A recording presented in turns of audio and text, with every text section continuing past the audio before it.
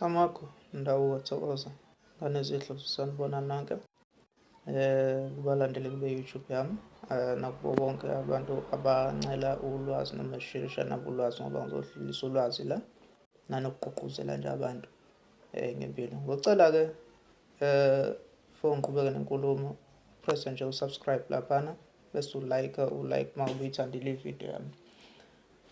Bese ngicela-ke sikhulume ngesihloko la ukubethela. Ukubethela-ke emzini womuntu just for nje i-advice ngane yedlozi, ingane yakwethu. Ukubethela akusiyona into yanoma yiphi inyanga noma yanoma isiphi isangoma noma yanoma umuphi nje umuntu omthandazi. First of all, ukuqala nje ukubethela kudinga umuntu onesibindi, ongasabi noma yini. Uma ngithi ongasabi noma yini, awuzuthi usaba utikoloshe, usaba isilwane bese uyitshela ukuthi uzokwazi uyongena emzini womuntu uyobethela. Kufanele ube umuntu okwaziyo ukuthi akayisabi zonke lezo zinto. Uyibuze futhi nenyanga yakho uma ukazi ukuthi igceke lakho cha lenzima impela nje. Alikho kubi impela nje futhi angaze kufika umuntu azofela emzini wakho noma abaleke ashiye ikhwama ngisho ngoba-ke sengike ngafika emzini womuntu ngapha komthatha ku-Eastern Cape. Angizukusho ukuthi indawo emamaphi kuphi kwakwenze njani, kodwa afica ngesikhwama nje senyanga.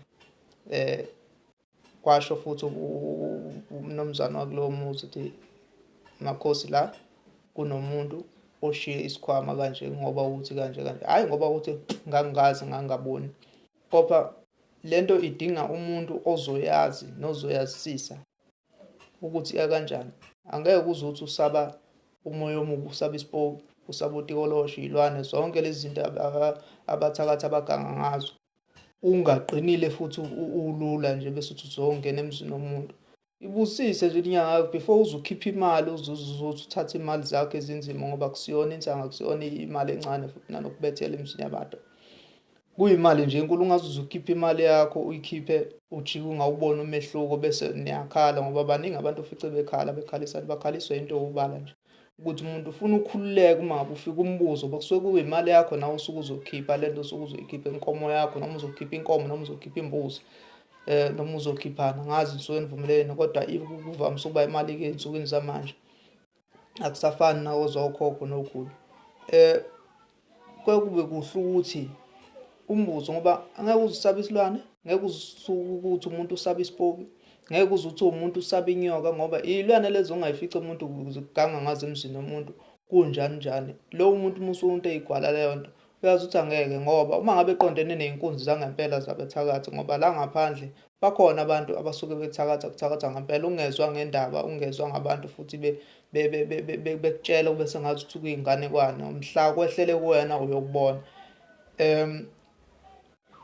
Inyoka uyayisaba lo muntu, usaba ini, hhayi uvane nje uthathe imali yakho uhambe ngoba kudingeka umuntu onesibindi. Kudingeka futhi umuntu ozokwazi ukuyibheka indaba ukuthi yabo la ngiyakhona ufuna umuntu aqine kangakanani. Futhi ungabi ukuthi ngoba nakho usujahile bese ujaha ukuthi inyanga izobethela. Inyanga isuke isikhulile izokwazi ukutshela ukuthi hhayi kusafanele-ke ilungise u-1 no-2 no-3 ukuze ikwazi ukuthi ifike lapho ifike iphumelele. Hhayi lo muntu ozofana suke athathe nje into zakhe ikhwama, uyafika phambili usefika uyashayeka. Angisho kabi kodwa ngisho ngoba abantu abaningi abasazobuka le video kukhona sebeke babona bazi ukuthi kukhona ukuthi ubize umuntu ufike kungenzeki lutho.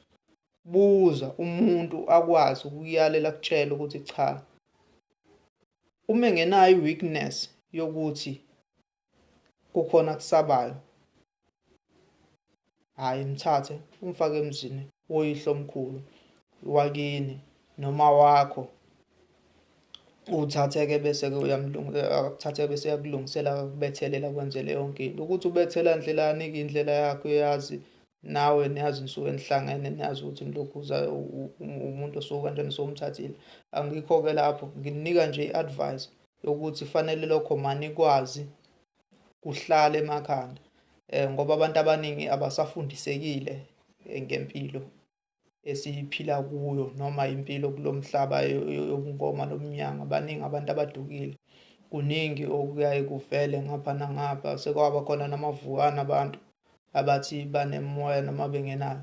Ngikho-ke lapho ngenza kwethu ngibonge, ngicela ningakhohlwa ukupressa u-like lapha nokusubscribe kwi-YouTube channel yami, ukuze ngizokwazi ukuthi ngibe namandla nami ukuthi nginilethele some more information, some more knowledge. Kahle lokho kukhombisa ukuthi uyakhuthalela nolwazi enisuke nginalo, futhi ungabi namona ukuthi usherishe nje lolu lwazi, umtshele nomunye umuntu ukuthi hhayi, uma ngabe nga-afford ukuthi angene la ku-YouTube bese buka lamavidiyo, umtshele negama le-channel okanye ilinki ngiyonikeza. Ofunayo ukuthi mhlasimbe amthole uMakhosi, ngicela ukuthi abhale lapha kwi-comment. Uma ngabe engakwazi angafonela nje inamba 072 887 1995. Ngiyabonga Makhosi, amen.